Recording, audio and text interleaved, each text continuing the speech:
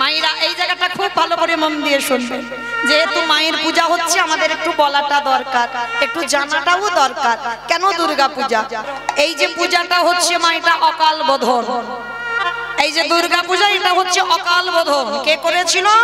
রঘুপতি রামচন্দ্র। এই পূজাটা রঘুপতি রাম করেছিল। কেন করেছিল? সীতামাকে উদ্ধার করবার জন্য।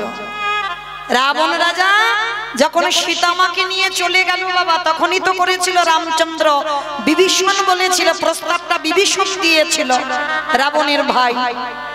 প্রভু, সীতামাকে উদ্ধার করার একটা উপায়, তোমাকে শক্তি আরাধনা করতে হবে।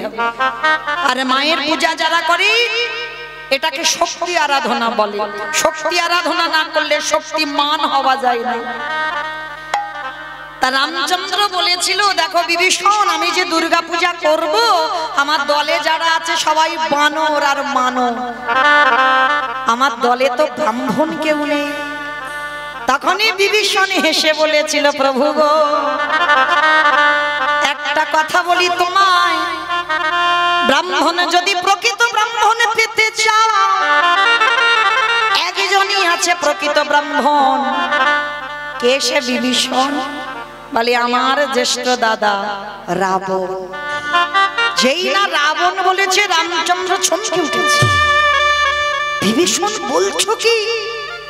রাবণের মৃত্যুর জন্য দুর্গা পূজা করব, রাবণ পূজা করতে আসবে, এটা সম্ভব? এটা কোনোদিন হয়? বিভীষণ বলল, প্রভু গো, পুরোহিত কাকে বলে জানো? পুর মানে নগরী, হিত মানে মঙ্গল। যিনি গোটা নগরের মঙ্গল কামনা করে সেই তো হয় পুরোহিত। তাহলে গোটা গ্রামের মঙ্গল যিনি করবে, যেটা যে ব্যক্তি গোটা গ্রামের মঙ্গল চাইবে, তাকেই তো পুরোহিত বলে। বলে, প্রভু একবার তুমি আমার দাদাকে খবর পাঠাও, দেখবে আমি কথা দিলাম আমার দাদা রাবণ দুর্গা পূজা করে যাবে। তাহলে নিমন্ত্রণে যাবে কে? রামচন্দ্র বলছে, লক্ষণ যাও, তুমি গিয়ে রাবণকে নিমন্ত্রণ করে এসো, যেন আমার দুর্গা পূজাটা করে দিয়ে যায়। আর তখন রাবণ আর মন্দোদরী, তাদের দশাটা কেমন জানো? মন্দোদরী রাবণ রাজার বড় স্ত্রী, পাট রানী। রাবণের তো অনেক স্ত্রী, 10,000। 10,000 স্ত্রী ছিল, তার মধ্যে প্রথমা আমার মন্দোদরী মা পঞ্চসতীর মধ্যে একটা সতী। সেই মন্দোদরী মা 1 লক্ষ ছেলে আর 1.25 লক্ষ নাতি হারিয়ে কাঁদছে। কি গো মাইরা, একটা ছেলে হারালে বলি আর ভগবানের ডাকবো না? আর রাবণের 1 লক্ষ ছেলে আর 1.25 লক্ষ নাতি, বংশে আর কেউ নেই বাতি দেওয়ার মতো। মন্দোদরী কাঁদছে। আর ঠিক সেই সময় লক্ষণ আসছে, কিন্তু মনে মনে লক্ষণের ভয় একটা আছে। কি ভয় জানো? রাবণকে নিমন্ত্রণ করতে গিয়ে আর আমাকে একা পেয়ে যদি মারামারি শুরু করে দেয়। ওই জন্য কি করেছে বাবা, চুরি করে একটা কোমরে লুকিয়ে, মানে তীর ধনুক নিয়ে যায়নি তো, নিমন্ত্রণ করতে কেউ তীর ধনুক নিয়ে যায়? যায়নি তো, কোমরের ভিতরে করে চুরি করে একটা ছুরি নিয়ে গেছে, মানে যদি লড়াই করে ওই ছুরিটা নিয়ে একটু লড়তে পারবে। তা রামচন্দ্র তো অন্তর্যামী ভগবান, বুঝতে পেরে গেছে। লক্ষণ, পুরোহিত নিমন্ত্রণ করতে যাচ্ছ, তুমি আমার কোমরের মধ্যে ছুরি নিয়ে যাচ্ছ, ফেলে দাও, নিয়ে যেও না। আমি বলছি তুমি নিমন্ত্রণ করে এসো, তোমার সঙ্গে যুদ্ধ দ্বন্দ্ব কিছু হবে না। কিন্তু তথাপিও লক্ষণ মনে মনে ভয়, দাদার কথা শুনলো না, চুরি করে নিয়ে গিয়েছিল ছুরিটা, কেউ জানে না, লুকানো ছিল। এইবার দরজায় গিয়ে লক্ষণ ডাকছে, মা মা। যেই না মা মা আওয়াজ শুনতে পেয়েছে, মন্দোদরী পাগলিনী এলু থেলু বেশে ওই দরজার ধারে দাঁড়াইয়ে দেখে না লক্ষণ দাঁড়াইয়ে আছে। কিরে, দেখতে এলি বুঝি? 1 লক্ষ ছেলে আর 1.25 লক্ষ নাতি হারিয়ে কেমন আনন্দে বসে আছে। এলি যখন আয় আমার ঘরে আয়। সিংহাসনে ডেকে লক্ষণকে বসিয়েছে। সব থেকে বড় শত্রু ঘরে এসে বসলো। দেওয়ালেরও কান আছে বাবা। হঠাৎ এক পরিচারিকা গিয়ে খবর দিয়েছে মহারাজ রাবণ রাজাকে, মহারাজ মহারাজ এক্ষুনি দেখিলাম তোমার সব থেকে বড় যে শত্রু সেই রামচন্দ্রের ভাই লক্ষণ তোমার বাড়িতে ঢুকলো। যখনই রাবণ শুনেছে না, রাবণের তো বিশাল বড় চেহারা, অনেক লম্বা চওড়া মানুষ, আর সেই চেহারা নিয়ে ঊর্ধ্বশ্বাসে ছুটতে ছুটতে আসছে। আর দরজা এসে লক্ষণকে দেখা মাত্র চমকে উঠেছে। চমকে উঠলো কেন জানো? দেখছে মন্দোদরী পাত্রে করে জল এনে লক্ষণের চরণ দুটো সিংহাসনে বসিয়ে ধৌত করছে। সেই রূপটা দেখে রাবণ মন্দোদরীকে ডেকে বলছে, ওগো মন্দোদরী, এ তোমার কেমন ব্যবহারে আমি দেখিলাম। হ্যাঁ গো, একটাও তো বংশে বাতি দেওয়ার মতো কাউকে রাখেনি রাম। তোমাকে মা বলে ডাকবার মতো আর কেউ নেই। সেই লক্ষণ যদি এলো, পারলে না তোমার কোলে করে নিয়ে একটু বসাতে।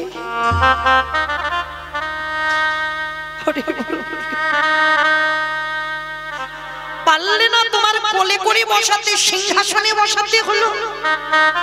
আর হ্যাঁ গো, তোমার চোখের জলের এত অভাব পড়ে গেল, লক্ষণকে সিংহাসনে বসে ঘটিতে করে জল দিয়ে ধোয়াচ্ছ। কেন গো? পারলে না লক্ষণের দুটো চরণ বুকে ধরে তোমার চোখের জল দিয়ে তার দুটো চরণ ধৌত করে। মন্দাদরী গো,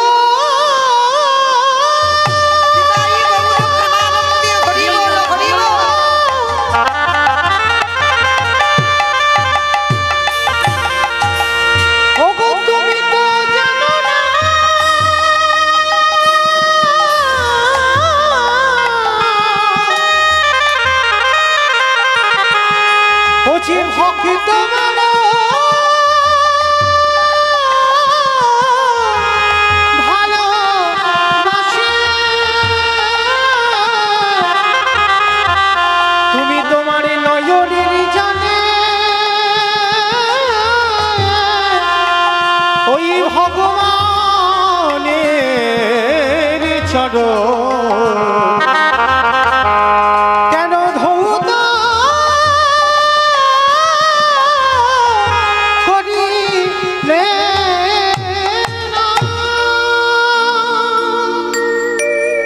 রাবণ এসে দেখছে লক্ষণ বসে আছে। সেই রাবণ এসে দুটো হাত বাড়িয়ে বলছে, লক্ষণ আয়, একটু আমার বুকে আয় তো দেখি। লক্ষণকে ডাকছে রাবণ, একটু আমার বুকে আয় তো দেখি। জানিস তোর দাদা আমার সব ছেলে নাতি পুতিকে ধ্বংস করে দিয়েছে, কেউ নেই। আমার এই বুকের ভিতরে না একটা আগুন জ্বলছে, আয় তো দেখি। তোকে একটু বুকে জড়িয়ে ধরলে আমার আগুনটা নেভে কিনা, আয় একটু বুকে আয়।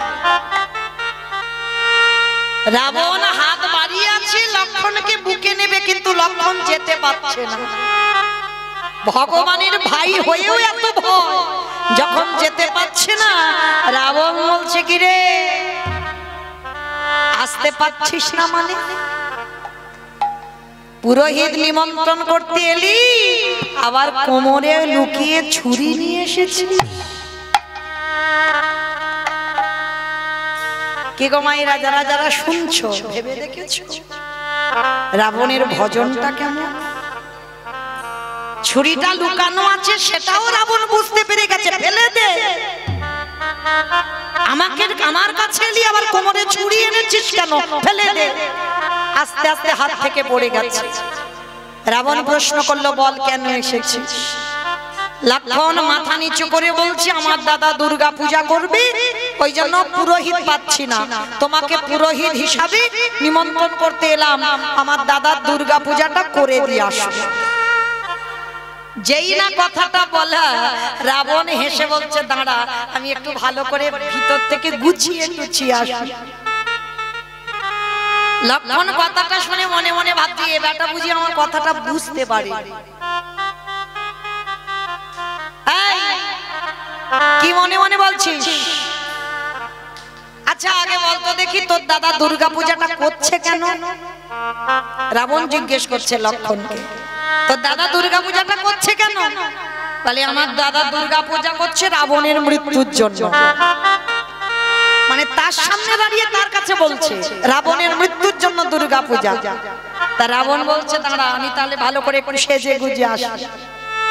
তা লক্ষণ ভাবছে এ বেটা কি পাগল, ওর মৃত্যুর জন্য দুর্গা পূজা, আবার কথাটা শুনে বলছে আমি গুছিয়ে আসি, তার মানে বুঝি বুঝতে পারিনি আমার কথা, একটু ভালো করে বলবো। শোনো রাবণ, আমার দাদা, আমার জ্যেষ্ঠ দাদা দুর্গা পূজা করছে রাবণের মৃত্যুর জন্য। যেই না কথাটা দ্বিতীয়বারে আবার লক্ষণ বলল, সঙ্গে সঙ্গে রাবণ বলে বলেন চুপ কর। তুই কি মনে করলি আমি কিছু বুঝতে পারিনি? আমি খুব বুঝতে পেরেছি, তোর দাদা আমার মৃত্যুর জন্য দুর্গা পূজা করছে, কিন্তু তোর দাদা কি এটা জানে আমি যদি একবার গিয়ে পূজায় বসি আর তোর দাদা যার নামে সংকল্প করে পূজায় করবে তৎক্ষণাৎ তার মৃত্যু হবে? যা দাঁড়া, আমি যা ভালো করে গুছিয়ে নিয়েছে। এইবারে মন্দোদরী লক্ষণের কাছে করজোড় করে, লক্ষণের কাছে আঁচল পেতে চাইছে খোকারে। রে আমার স্বামীকে নিতে এসেছিস দুর্গা পূজা করে দেবে, আর এটাও আমি জানি দুর্গা পূজায় যাবে ও আর ফিরবে না। তা মা বলে তো ডাকলি, তোর কাছে একটা জিনিস চাইবো, দিবি বাবা? লক্ষণ বলল মা গো, তোমার স্তনদুগ্ধ না খেলে আমি প্রাণে বাঁচতাম না। যেদিন রাবণের বাণে বাবা লক্ষণের শক্তিশালী হয়েছিল, মন্দোদরী স্তনদুগ্ধ যদি না খেত লক্ষণ কোনোদিন বাঁচত না। শুধু মৃত সঞ্জীবনী, বিশল্য করলি পাতা এগুলো নয়, তার সঙ্গে সতী নারী স্তনদুগ্ধ লেগেছিল। আর সতী নারী স্তনদুগ্ধ, তখনই সতী নারী একজনে ছিল মন্দোদরী মা, আর মন্দোদরী স্তনদুগ্ধ পান করে লক্ষণ প্রাণে বেঁচে আছে। তাহলে মা, তাহলে আমি যদি মা হই, আজ আমি তোর কাছে চাইবো একটা জিনিস, দিবি বাবা? লক্ষণ বলল বলো বলো মা, তুমি আমার কাছে কি চাও? ওরকম করে নয়, আগে আমার কে স্পর্শ করে ত্রিসত্য অঙ্গীকারে আবদ্ধ হ। আমি তোর কাছে যা চাইবো তুই আমায় তাহাই দিবি। লক্ষণকে স্পর্শ করে বলল মা গো, তুমি বলো আমার কাছে কি চাও?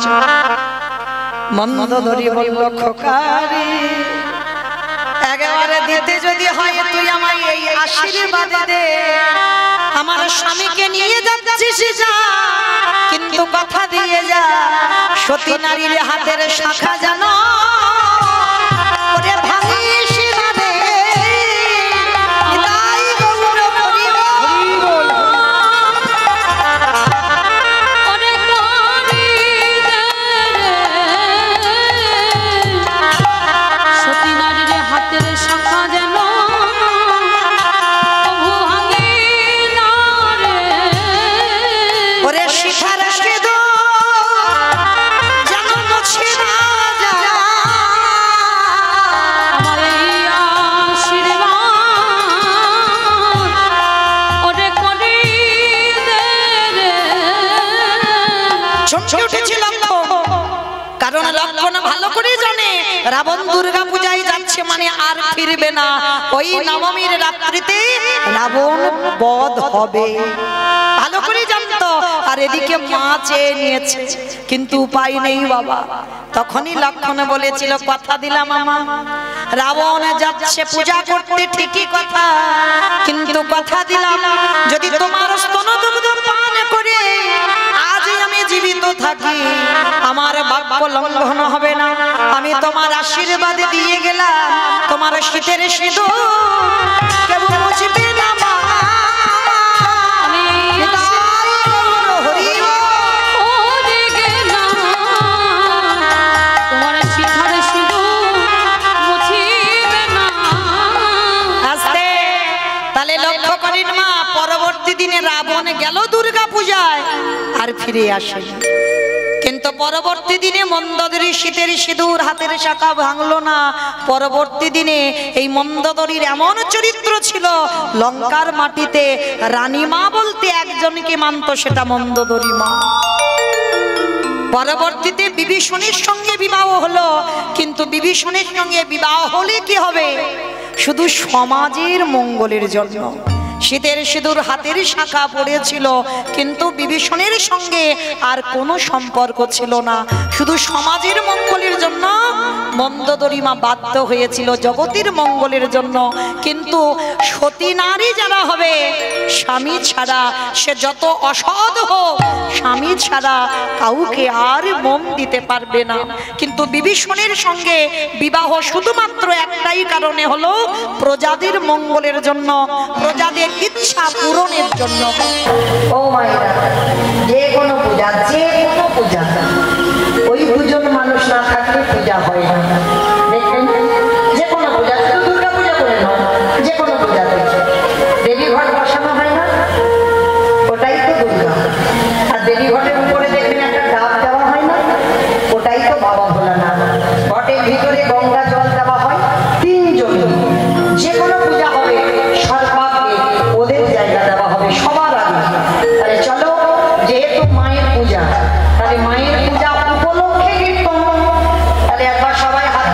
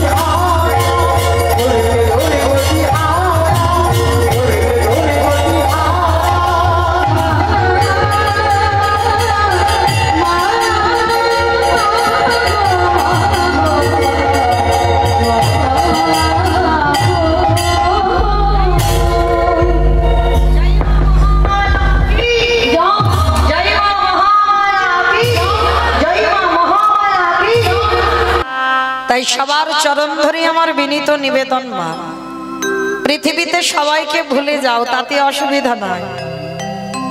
জীবনে যেন কোনোদিন ভুল করি আমার গৌর গোবিন্দ চরণ ভুলে যাব না। বলে এসেছিলাম দয়া, যেদিন মাতৃ জঠরে ছিলাম, বড় কষ্ট, বড় জ্বালা, বড় যন্ত্রণা। বলেছিলাম দয়াময়, পৃথিবীতে গিয়ে আমরা কৃষ্ণ দাস হব। সবাই বলেছে মা, সবাই। এখানে কেউ যদি নাস্তিকও থাকে, ভগবান বিশ্বাস করে না, তিনিও কিন্তু বলেছেন যে পৃথিবীতে নিয়ে চলো, এই কষ্ট আমরা সহ্য করতে পারি না। ভগবান কৃপা করে পাঠালো মা, আর পাঠাবার পরে হয়ে গেলাম আমরা মায়ার দাস। আমার করে মেতে রইলাম।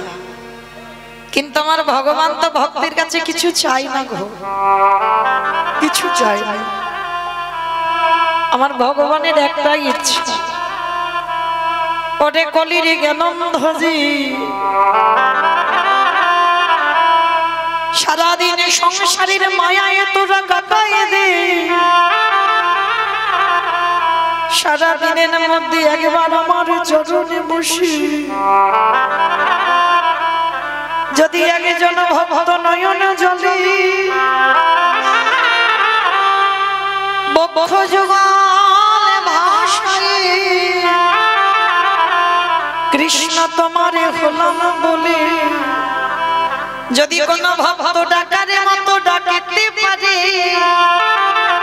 আমারে ভগবান,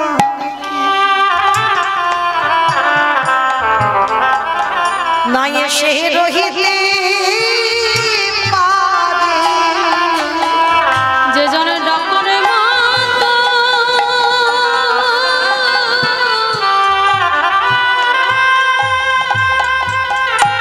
যে জনে ডাকার মতো ডাকিতে পারে। হরি বল, হরি বল। আমার ভগবানকে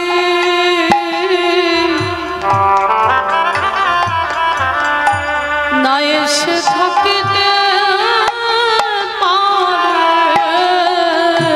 অমাইরা ভজন যদি করতে হয় একটু সকাল সকাল ভজন করবে। ভজন বিকাল গড়িয়ে গেলে কিন্তু ভজন হবে না। ভালো করে বুঝবেন বাবা তথ্যগুলো। এই কীর্তন বিষয়টা বাবা একটু ভিতরে গিয়ে শুনতে হবে, উপর থেকে শুনলে হবে না। এই কীর্তন বিষয়টা কেমন জানো, ঠিক নারকেলের মতো। বাবা নারকেল দেখেছো তো? নারকেলের বাইরে একটা খসা আছে, খসাটাকে ছাড়ালে কি নারকেলের স্বাদ মিলবে? নারকেলের স্বাদ পাবে না। খসা ছাড়ালে দেখবে ভিতরে বাবা আরো বেশি শক্ত।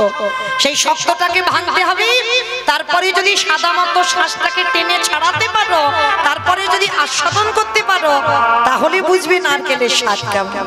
এই কীর্তন বিষয়টা ঠিক ওই রকম। উপর থেকে শুনলে হবে না বাবা, ভিতরে একটু গিয়ে দেখেন।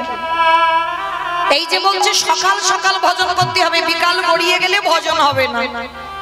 কি গো মায়েরা, কুড়ি ফুলে গোবিন্দ সেবা হয়? ভালো করে বুঝবে, কুড়ি ফুলের সেবা হয়। যদি গাছে থেকে কুড়ি ফুল তুলে গোবিন্দ চরণে দাও, সে ছোটবেলা থেকে আমরা শুনে আসছি কুড়ি ফুল গোবিন্দ চরণে দেওয়া যায় না। আর কুড়ি ফুল সম বাল্যকাল, শিশুকাল। এই যে দেখো ছোট ছোট ছেলেরা, এরা বসেছে ঠিক কথা। কীর্তন শুনতে হয়, কীর্তনিয়া এসেছে, দেখতে হবে। সব সময় মোবাইলে দেখি, একটু সামনে সামনে দেখি, বসেছে ঠিক কথা, কিন্তু বাবা কীর্তন যে শুনবো, কীর্তন বিষয়টা কি, সেই অভিজ্ঞতা কি আছে?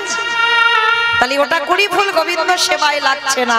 সে তো আমরা ধ্রুবের মা হতে পারছি না, প্রহ্লাদের মা হতে পারছি না, যে আমাদের কুড়ি ফুল গোবিন্দ সেবায় লাগবে।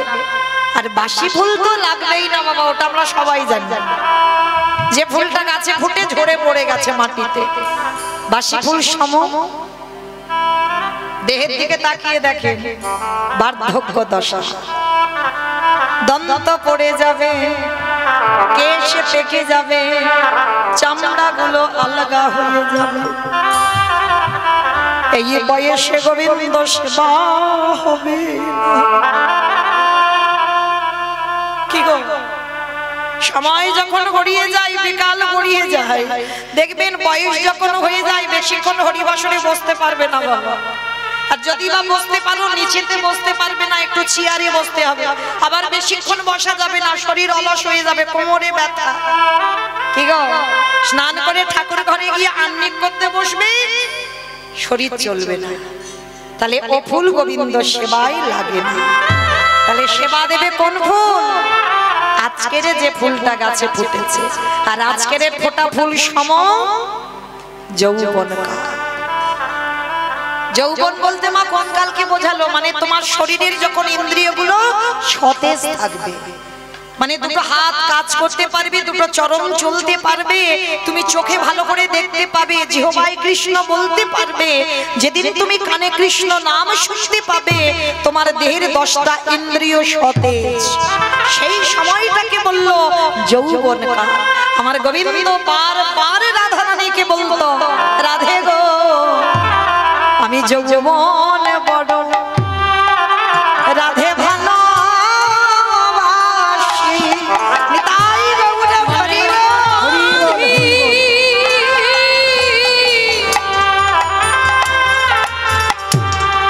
অগরাধে বিনোদিনী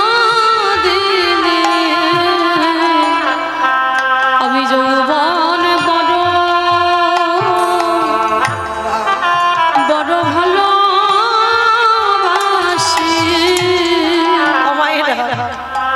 ভেবে দেখেছেন এই যৌবনে যদি চলে যায় আর কি গোবিন্দ সেবা দিতে পারবে? কখনো পারবে না। যারা এখানে কীর্তন শোনেন বাবা, মাথুরি লীলা যারা শুনেছেন, রাধারানীর দশমী দশা, মানে গোবিন্দকে ভালোবেসে রাধারানীর 10টা দশা হয়েছিল, আর শেষ দশাটার নাম হচ্ছে মৃত্যু দশা। কাউকে ভালোবেসে না পাওয়ার যে যন্ত্রণা, সেই যন্ত্রণায় রাধারানীর মৃত্যুর সঙ্গে মৃত্যু সজ্জায় পড়ল।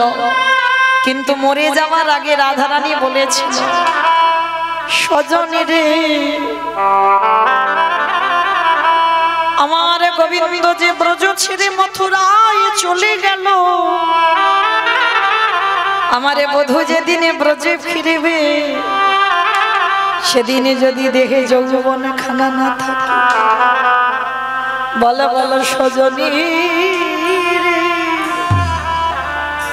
আমি কি দিয়ে গোবিন্দে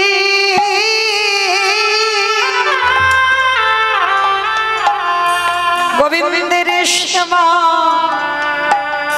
সেবা দিব? আমার যৌবনে জানি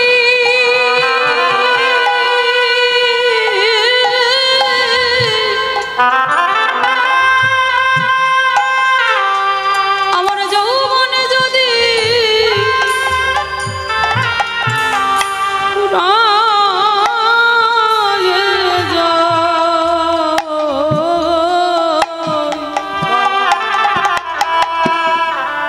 আমি কি দিয়ে গোবিন্দে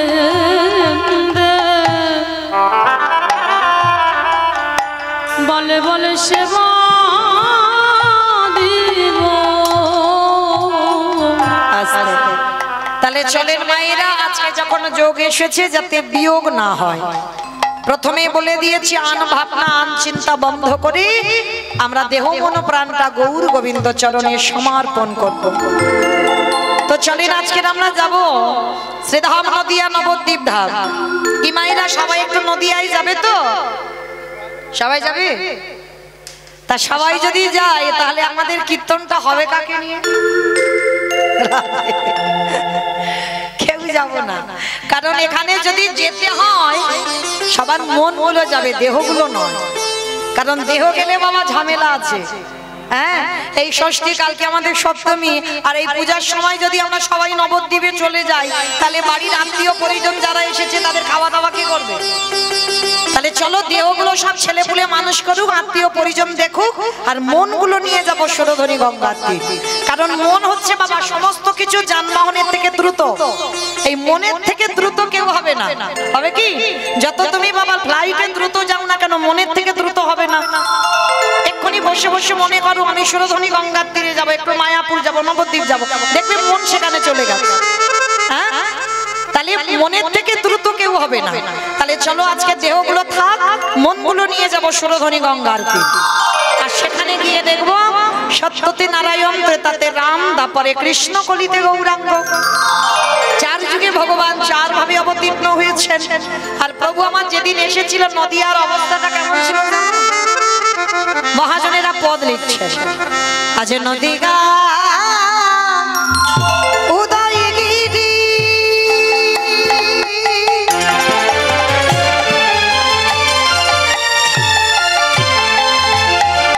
পূর্ণচন্দ্র গৌরহরি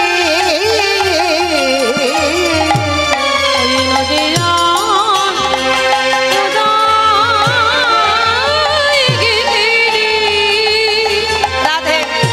আমাইরা একটু উলুধ্বনি হবে তো? হবে বেশ। কই দেখে একটু প্রেম সে একটু উলুধ্বনি দান। আজ নদীগা উদয়গিরি আমার গোনারি গোনা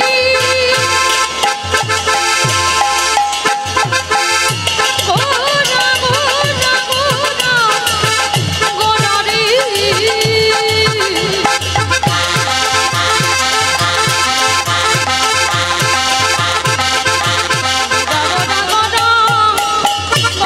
গোনারি গোনা গোনা গোনারি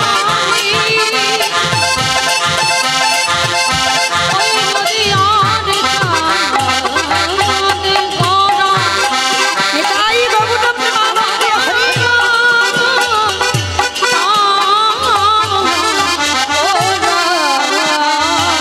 আজ নদিয়ায়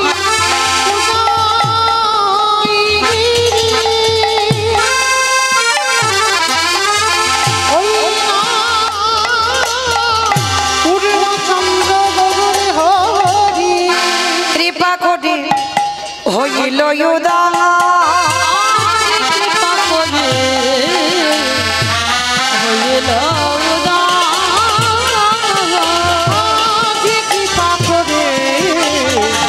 হইল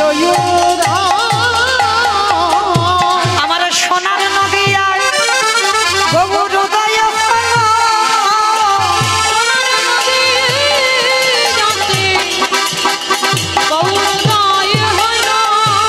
ওই না রাধি দয়া কত বলে, ওই না রাধি দয়া কত বলে, মুখে কৃষ্ণ কৃষ্ণ কৃষ্ণ বলে। নিতাই গৌর হরি বল।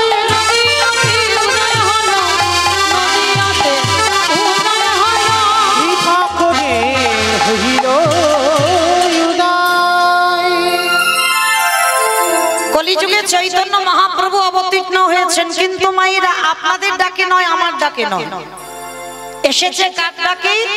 না শান্তিপুরীর মাটিতে বুড়ো অদ্বৈত আচার্য গোসাই। আচ্ছা বাবা, এই জায়গাটাই আমাদের প্রশ্ন। পৃথিবীতে হাজার হাজার ভক্ত, লাখ লাখ ভক্ত, কোটি কোটি ভক্ত আছে, ভক্তির অভাব নাই। তাহলে এত ভক্ত থাকতে বাবা শান্তিপুরে বুড়ো মালির ডাকে এলো কেন? তাহলে ওই শান্তিপুরের বুড়ো মালিটাকে আগে তো আমাদের ওটা জানতে হবে। এই শান্তিপুরের বুড়ো মালিটা হলেন বাবা যার একটা নাম হচ্ছে মৃত্যুঞ্জয়। মা মৃত্যুঞ্জয় কোন ঠাকুরকে বলে? কালী ঠাকুরকে। কালী ঠাকুরকে বলা না, দেখেছে বলে কালী ঠাকুরকে মৃত্যুঞ্জয় বলে, মানে শিব ঠাকুরকে বলা হচ্ছে মৃত্যুঞ্জয়। কেন না উনি একমাত্র দেবতা যে মৃত্যুকে জয় করেছিলেন, ত্রিলোকের বড় বৈষ্ণব। কোন সাজা টাজা বৈষ্ণব নয় আমাদের মতো, ত্রিলোকের বড় বৈষ্ণব। সত্যতে শিব ছিল, ত্রেতাতে শিব ছিল, দ্বাপরেও তো শিব ছিল। মানে মৃত্যুকে ওই একজনই জয় করেছিল। আর ওই বাবা ভোলানাথ কলিযুগের মাটিতেই, আর কিন্তু শিব নয়, তিনি হলেন অদ্বৈত আচার্য গোসাই। কিন্তু এখানে আমাদের প্রশ্ন এটাই বাবা, তিন যুগে শিব হলো, কলিযুগে কেন হচ্ছে না? কার কারণটা কি? এই কারণের কথা জানতে গেলে আমাদের একটু সবাইকে যেতে হবে বাবা মহাভারত। এই মহাভারতে আপনারা যারা পাঠ করেছেন বা গ্রন্থ জানেন শোনেন, মহাভারতে যুধিষ্ঠির মহারাজ করেছিল রাজস্বয় যজ্ঞ। এই রাজস্বয় যজ্ঞে আমার ভগবান কৃষ্ণ দাঁড়িয়ে থেকে সবাইকে দায়িত্ব দিয়েছিল, সবাইকে।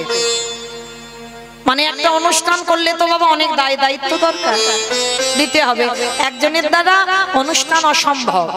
এই যে ধরো আমার কমিটি দাদা ভাইরা কীর্তনটা করাচ্ছেন বা মায়ের পূজা, একা একার দ্বারা কি হয়? যদি সবাই আগিয়ে না আসে, যে কোনো যজ্ঞ অনুষ্ঠান সবাইকে আগিয়ে আসতে হবে। আপনারা প্রশ্ন করতেই পারেন মৌমিতা ব্যক্তিগত পূজা বা ব্যক্তিগত অনুষ্ঠান তো হয়, বলে হয়, অর্থই একজন দেয়। যাদের ব্যক্তিগত কথা বলছে অর্থ একজন দেয়, কিন্তু শ্রম বন্ধু বান্ধব গ্রাম প্রতিবেশী আত্মীয় পরিজন বলতে হবে, তবে কিন্তু একটা অনুষ্ঠান হয়। তার রাজস্বয় যজ্ঞ হবে, আমার ভগবান কৃষ্ণ সবাইকে দায়িত্ব দিচ্ছেন। আর যুধিষ্ঠির মহারাজ বলছে কৃষ্ণ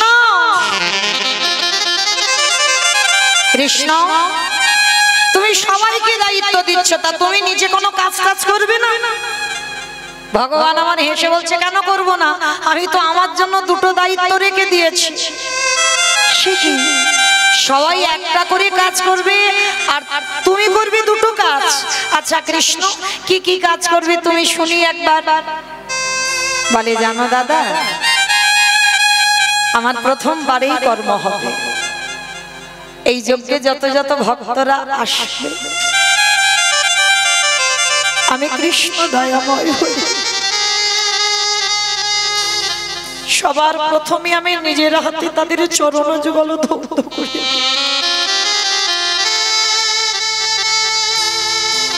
ভালো করে অনুভব করে দেখেন বাবা, যিনি বিশ্বের স্রষ্টা মালিক ভগবান, যার কোনো কিছু অভাব নাই, সেই ভগবান বলছে যত যত ভক্তরা যজ্ঞে আসবে আমি নিজের হাতে সবার চরণ যুগল ধোবাবো। শুধু এ কাজ নয়, আরো একটা কাজ করব। এই যজ্ঞে যত যত ভক্তরা এসে প্রসাদ পাবে আমি কৃষ্ণ দয়াময় ওই প্রসাদের পাতাগুলো নিজের হাতে তুলে নর্দমায় ফেলবো। অনেকে আছে না বাবা একটু এঁঠো পরিষ্কার করতে ঘৃণাবোধ হয় মনের ভিতরে, কিন্তু না, ভগবান কি সমাজকে শিক্ষা দিচ্ছে দেখো, দুটো কাজ, প্রথমে পা ধোয়া আর দ্বিতীয় কর্ম হচ্ছে ভক্তরা প্রসাদ পেলে এঁঠো পাতা পরিষ্কার। এটা আমার কোনো বানানো কথা নয়, এটা গ্রন্থ প্রমাণ। তাহলে ভালো করে বিচার করে দেখেন, ভগবান হয়ে যার ইচ্ছাতে জগতে চলে, যে মনে করলে একটা সেকেন্ডে পৃথিবীটাকে ধ্বংস করে দিতে পারে, সেই ভগবান আজকের পা ধোয়ার দায়িত্বটা নিয়েছে কেন? এমনি এমনি নয় মা, নিজে আচরি ধর্ম জীবেরই শিখাই, নিজে না করলে ধর্ম জীবকে শেখানো না যায়। আগে আচরণ করতে হবে, আর তুমি যদি আচরণ না করো তুমি সমাজকে শেখাবে কি করে? তোমার আচরণ যদি ঠিক না হয় তাহলে তোমাকে দেখে শিখবে সমাজ কি করে? তুমি নিজে যদি কৃষ্ণ বলে না কাঁদো, তুমি যদি হা গৌর প্রাণ গৌর বলে না কাঁদো, তুমি যদি পিতামাতাকে সম্মান না করো, তুমি যদি সাধুগুরু বৈষ্ণব দেখলে নত না হও, তাহলে তোমাকে দেখে সমাজ শিখবে কি? তাহলে যারা যারা শিক্ষার জায়গায় দাঁড়ায় বাবা, আগে তাদেরকে ঠিক হতে হবে, তারপরে তুমি সমাজকে শিক্ষা দেবে।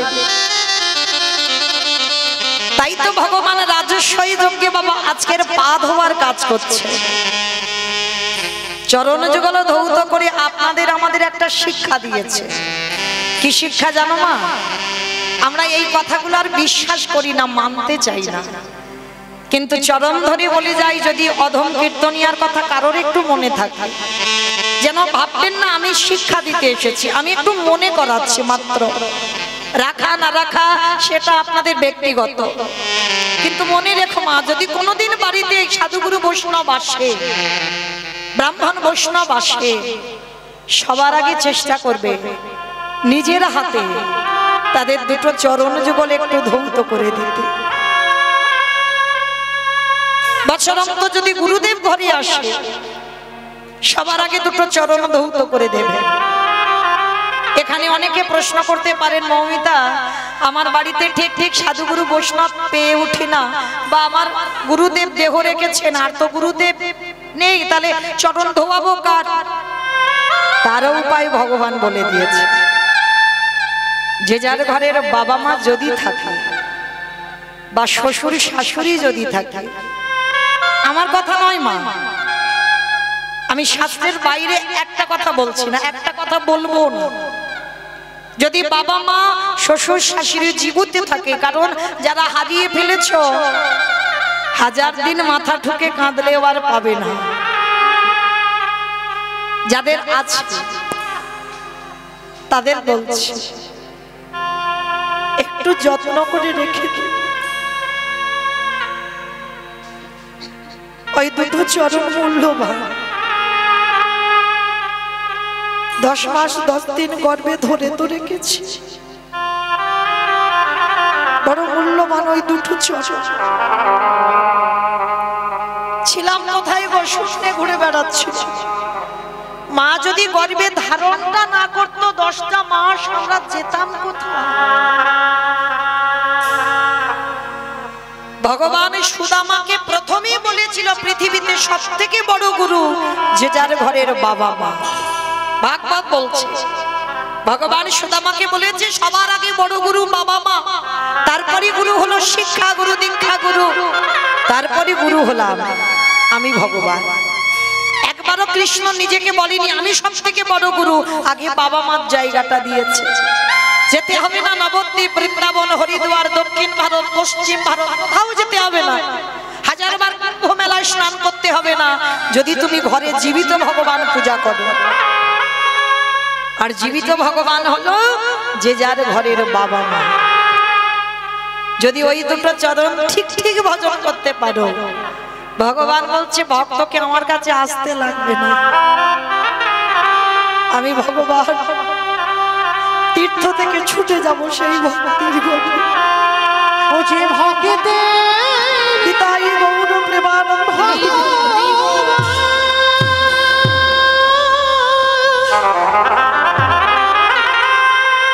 ও যে ভক্ত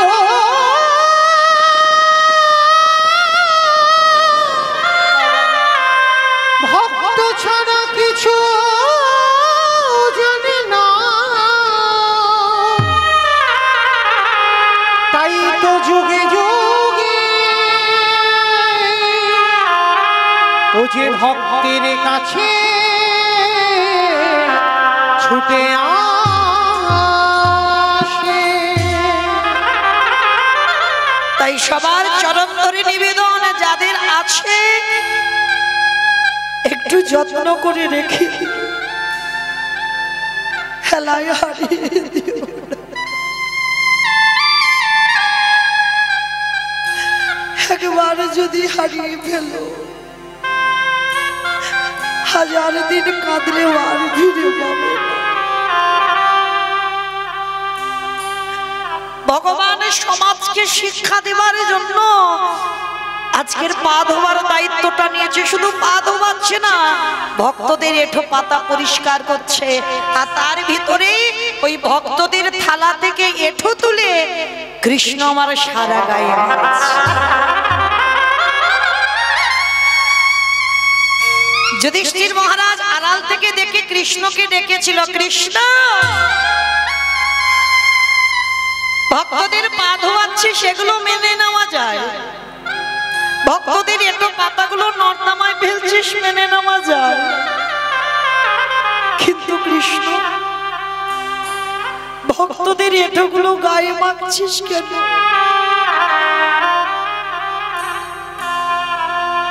ভগবান হেসে বলল, দাদা গো, এ যে হলো আমার পরম এই জগৎ সংসার মাঝে সমস্ত জীব পাপ করে, সবার পাপের বিচার আমি করি, কিন্তু দাদা আজ আমি তোমায় বলে রাখি, সবাই তো শুধু পাপ করে, আমার কৃষ্ণ দয়া মায়া বলল শোনো শোনো দাদা, দাদা গো আমি হলাম আমি হলাম মহাপাপী, আমি সবারই বিচার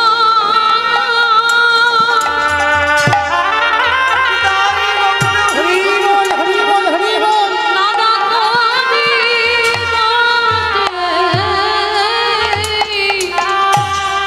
কিন্তু আমি হলাম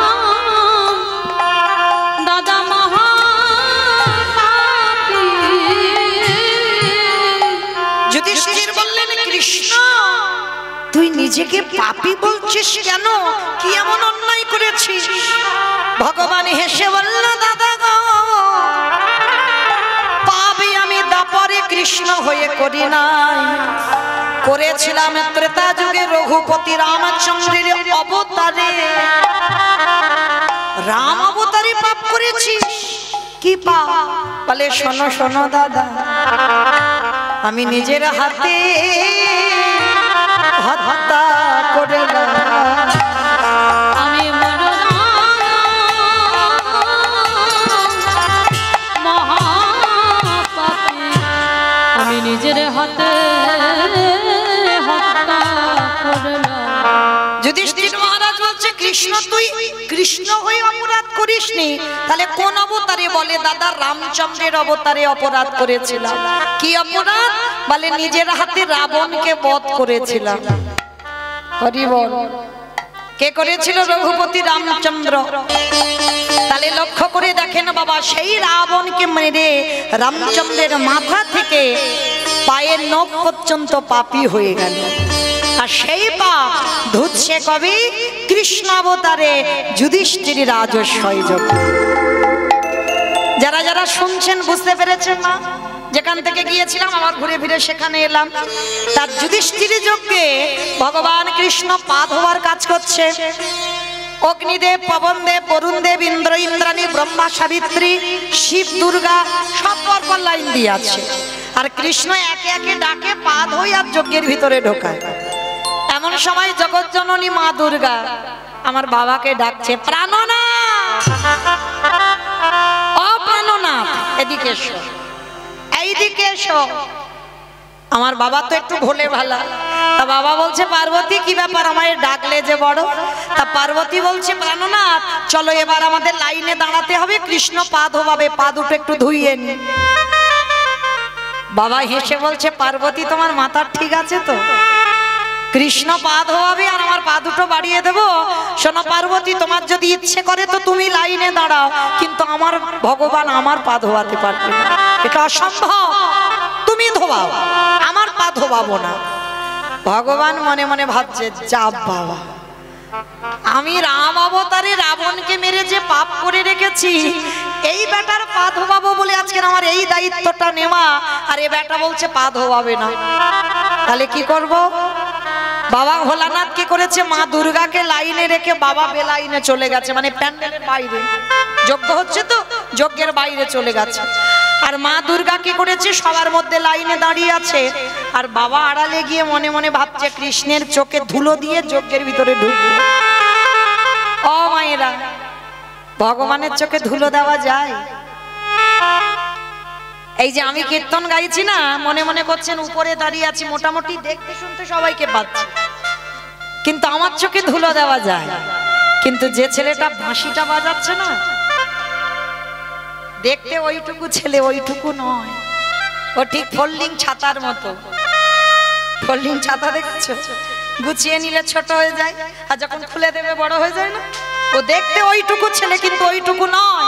ও চোখ চারদিকে ঘুরে ঘুরে বেড়াচ্ছে প্যান্ডেলে, কে কি করে দেখি, কে কীর্তন শুনছে, কে শুনছে না, কে গল্প করছে, কে মোবাইলে ব্যস্ত, আবার কে বসে বসে।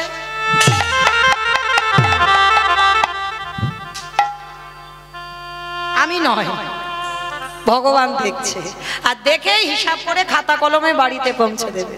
তো এইবার ভগবান কি করেছে লক্ষ্য করেন, হেঁট হয়ে সবার পা ধোয়াচ্ছি, আর বাবা প্যান্ডেলের বাইরে গিয়ে মনে মনে ভাবছে কৃষ্ণের চোখে ধুলো দিয়ে যজ্ঞে যাব, কিন্তু কি করে ধুলো দেব।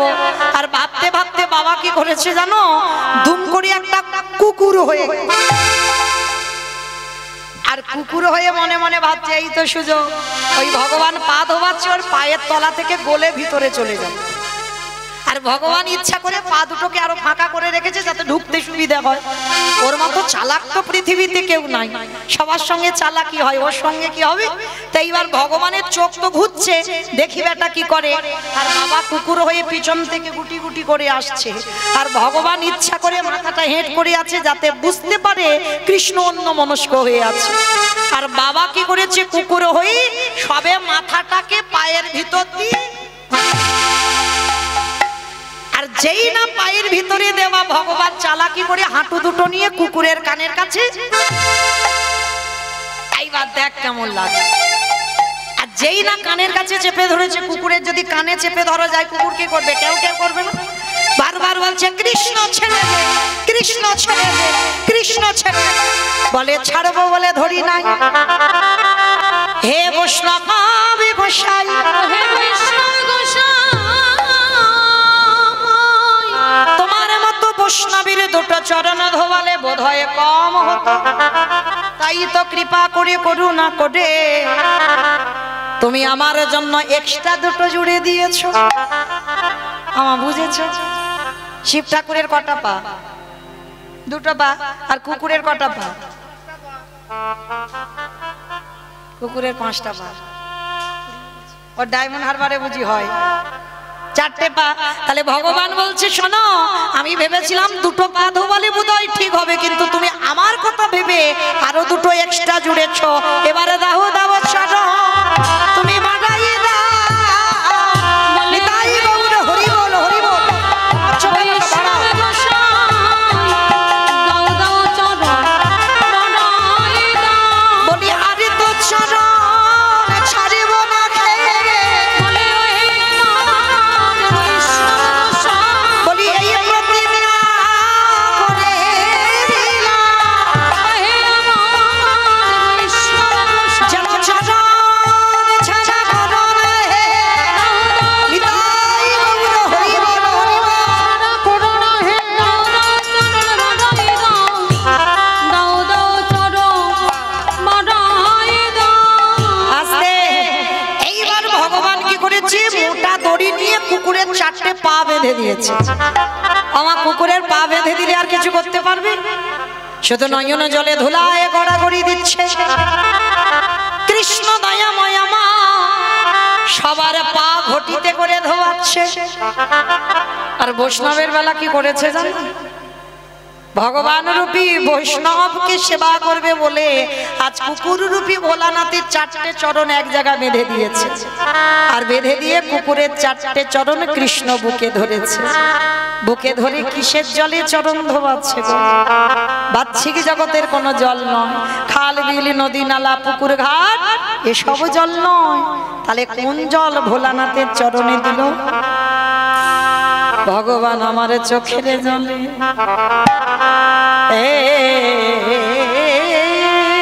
চরণ চরণ ধবা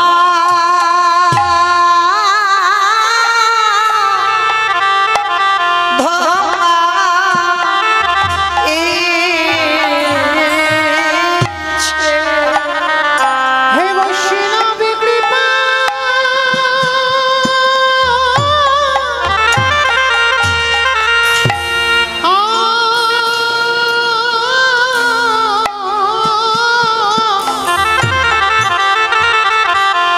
হে বৈষ্ণব কৃপা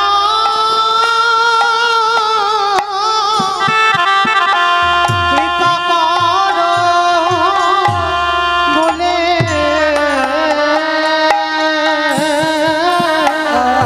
আজ চোখের জলে চরণ চরণ ধোয়া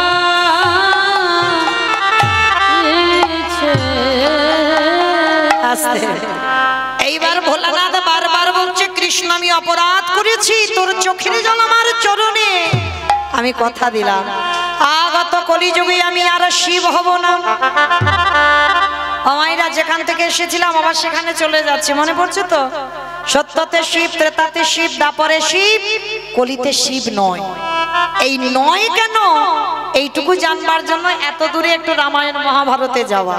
তবে তো পরিষ্কার হলো সেই কৃষ্ণের চোখের জল ভোলানাথ রূপী কুকুরের চরণে পড়ল বলে ভোলানাথ রূপী কুকুর বলেছিল, কৃষ্ণ কথা দিলাম আগত কলিযুগে আমি শিব হব না, আমি হব অদ্বৈত আচার্য গোসাই। তুই আমার কৃষ্ণ হবি না, তুই হবি নদী আর নিমাই চাঁদ। 12 বৎসর তুলসী ভাষায় তোকে আহ্বান করব, আমি তোর থেকে 52 বছরের বড় হব। যেদিন আমার ডাকে তুই নদিয়ায় নামবি, আমি শান্তিপুরে থেকে নদিয়ায় তোর সঙ্গে দেখা করতে যাব। যেদিন তুই আর আমি দুজনে মুখোমুখি হব, এই যে রাজস্বই যজ্ঞে তোর চোখের জল এই কুকুর রূপী ভোলানাথের চরণে পড়ল, এই ভোলানাথ তোর কাছে ঋণী হয়ে গেল। যেদিন তুই নদিয়ায় গৌর হবি, আমি শান্তিপুরে অদ্বৈত হব। যেদিন তোর সঙ্গে আমার প্রথম সাক্ষাৎ হবে, এই যুধিষ্ঠির যজ্ঞে যেমন তুই আমার কাছে ঋণী হয়ে রইলি, আমি তোর কাছে ঋণী হয়ে রইলাম। যেদিন নদিয়ায় যাব, ওরে এমনি করে ছাড়া আমি ধোবাইব।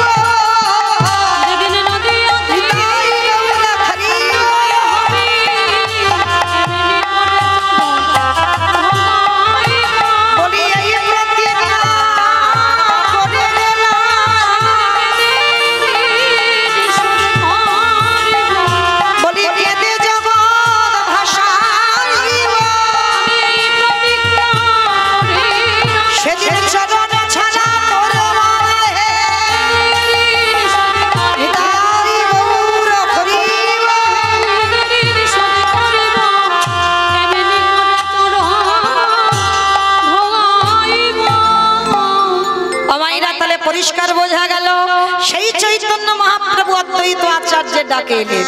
আর এসে কি করলো? কেহ বলে পুরবেদী রাবণ বধিলা, কেহ বলে পুরবেদী। আমার উলু কই? মাঠে মাঠে আমার মাঝে মাঝে কমে কমে যাচ্ছে কেন? একটু জোরে দাও একভাবে। কেহ বলে পুরবেদী রাবণ বধিলা,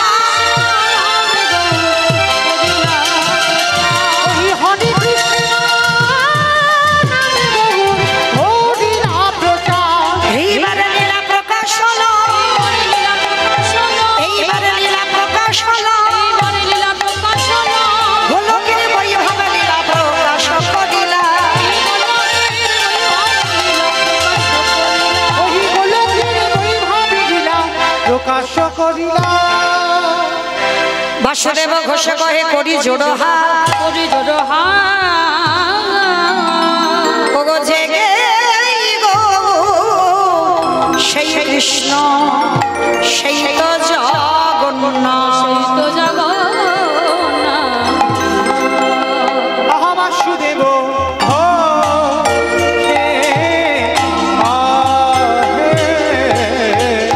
এইবারে লীলা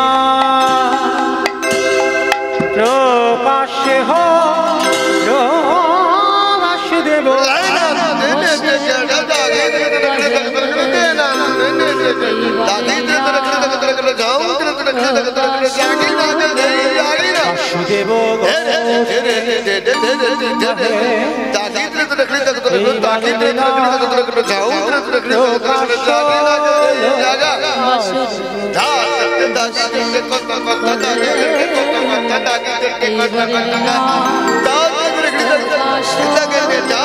বাসুদেব এইবার লীলা প্রকাশ হলো বাসুদেব ঘোষে কহে এবার লীলা প্রকাশ হলো বাসুদেব ঘোষে কহে এইবার লীলা প্রকাশ হলো বাসুদেব ঘোষে কহে এবার লীলা প্রকাশ হলো আরে বাসুদেব ঘোষে কহে এইবার লীলা প্রকাশ হলো বাসুদেব ঘোষে কহে এইবার লীলার প্রকাশ হলো রে ও বাসুদেব ঘোষে রাধে চলুন এবার আমরা যাবো মধুমাসী ধাম বৃন্দাবন ধাম এতক্ষণ যখন ছিলাম সবাই একবার দেখি প্রেম সে বলে তো গৌর সুন্দর কি নবদ্বীপ ধাম কি সচির নন্দন কি ধ্বনিটা হলো কি এটাও জয় আমি বললাম ধ্বনিটা হলো কি এটাও জয় এটা জয় নয় একটু প্রেম সে দিতে হবে এত জোরে দাও কত দূর যাবে জানো রানীহাটি চলে যাবে রানীহাটি যাবে যাবে বাবা যাই হোক মনে স্পিড আছে বিশ্বাস আছে যাবে আর পূজার সময় বলে আরো স্পিডে যাবে বেশ সবাই দেখে একবার হাত দুটো তোলো দেখি একবার প্রেম সে বলো জোরে গৌর সুন্দর কি নবদ্বীপ ধাম কি সচির নন্দন কি বিষ্ণু প্রিয়া কি ভক্ত বৃন্দ কি হরিবাসর ধাম কি সাধু গুরু বৈষ্ণব কি আপন আপন গুরু চরণ কি ভক্ত বৃন্দ কি কমিটি ভাই সব কি দুর্গা মাতা কি নিতাই গৌর প্রেমানন্দে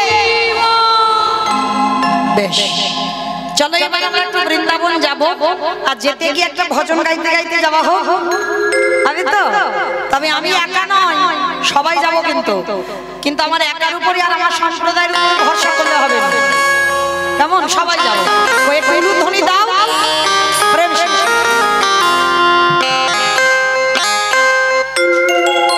জয় রাধে শ্রী রাধে জয় শ্রী কৃষ্ণ বল জয় রাধে রাধে শ্রী রাধে জয় শ্রী কৃষ্ণ জয় রাধে জয় রাধে শ্রী রাধে জয় শ্রী কৃষ্ণ বল জয় রাধে